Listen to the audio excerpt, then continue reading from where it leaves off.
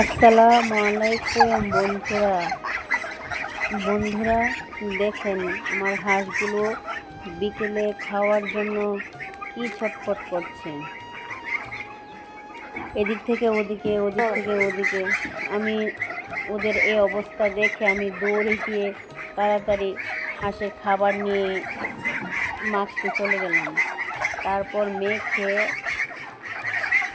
মাখতে মাখতে হাঁসগুলো ছটফট করতেছে, তাই মেখে দৌড়ে নিয়ে আসলাম। দেখেন আমার সাথে সাথে হাঁসগুলো কীভাবে দৌড়াচ্ছে।